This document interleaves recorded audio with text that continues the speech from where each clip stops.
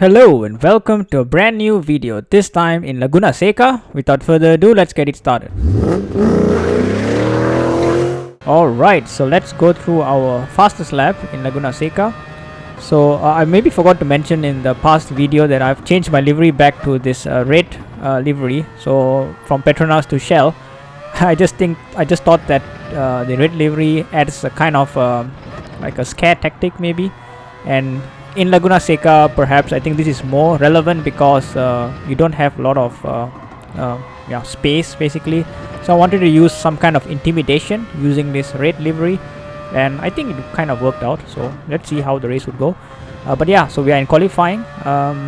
This was not my best qualifying by any stretch of the imagination, because you can see now I'm in lap number 6. I had 5 laps before, and I just pretty much was not comfortable with it. I was doing very inconsistent laps, not the usual feeling, so I was feeling a little bit pressured here, so I needed to do a really good lap.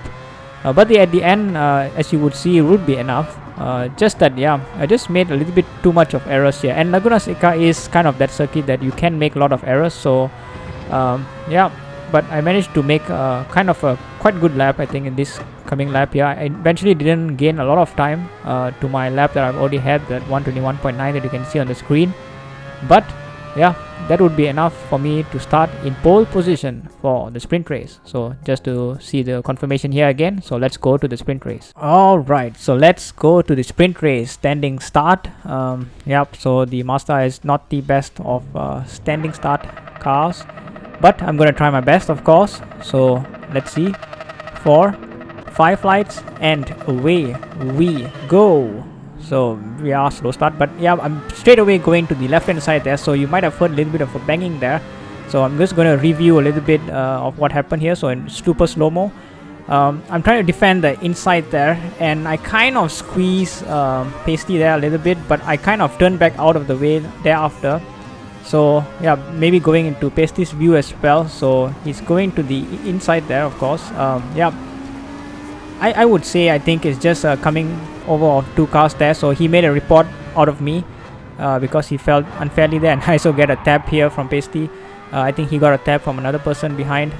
So yeah, not ideal. I would defend this reporting because I think it was a racing incident. But let's leave it to the stewards. Let's see how it goes. P number 1. And yeah, just like that, I'm already coming into lap number 11, the last corners here. So I managed to just pull a gap. The sprint race was just pretty much straightforward. I didn't make any mistakes. So one of my maybe best sprint race as well from the start to the finish.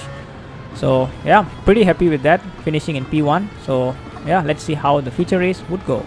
Alright, so let's go to the feature race. So usually the feature race is the one that bogs me down, or whatever race that I need to start from behind, usually that bogs me down.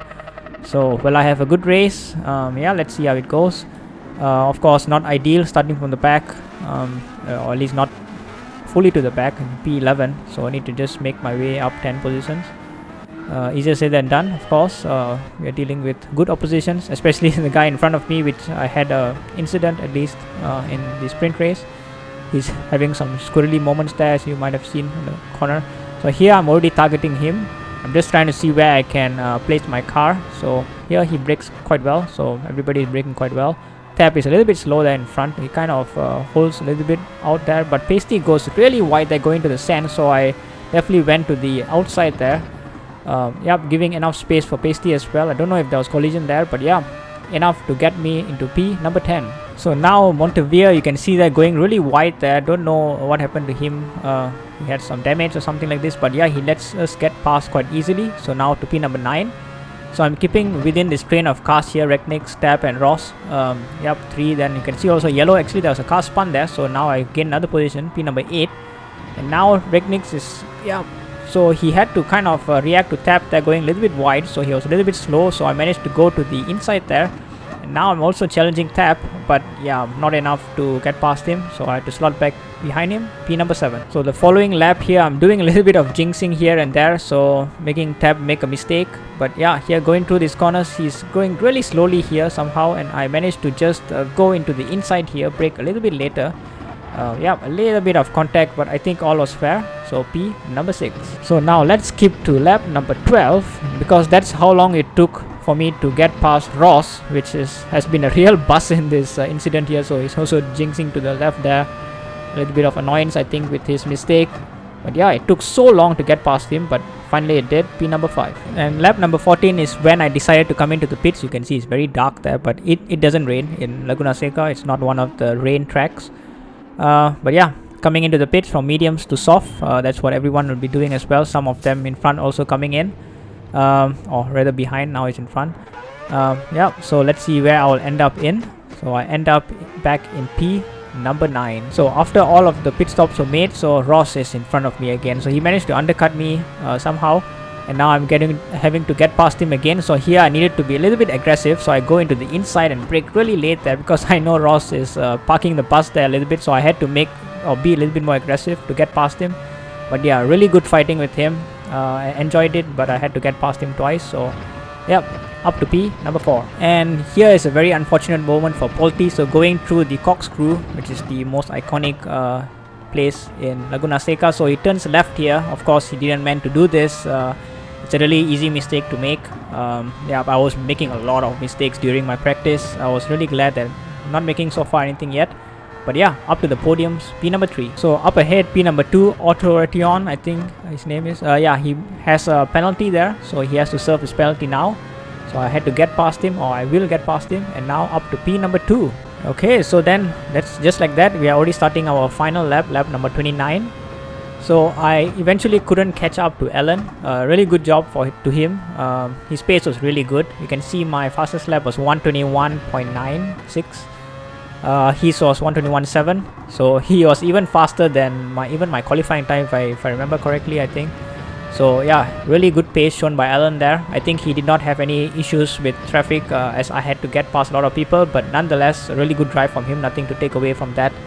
But coming out from P11 to P number 2 here, so I'm really happy. This was one of my, I think, best performance in terms of feature races coming from behind. So sprint race number 1 and feature race number 2. That is more than what I could have wished for, especially how tight the championship is as well. So I'm pretty much opening up the lead here with this. So really happy with that. So didn't make any faults as well. In practice, I was making so many mistakes. I was really concerned actually coming into the race that I would make a lot of mistakes, because Laguna Seca is really known for, if you dip into the sand, you will really just slow down your car so dramatically that you will lose a lot of positions. So I'm really happy I managed to keep a good pace and also overtake people and not make mistakes. So really happy with my race pace for the feature. And yeah, so coming in now in P number 2. Once again, yeah, just really happy with that result, of course. So yeah, just a confirmation again. Yeah, Alan there with the fastest lap. So yeah, that's maybe one point that I missed, but yeah, I don't care, to be honest. Yeah, so P number 2.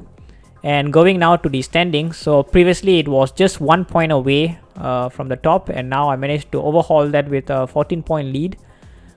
So yeah, one more round to go with a 14-point lead, so I hope that I can do good as well in week number 8. It's in Mount Panorama.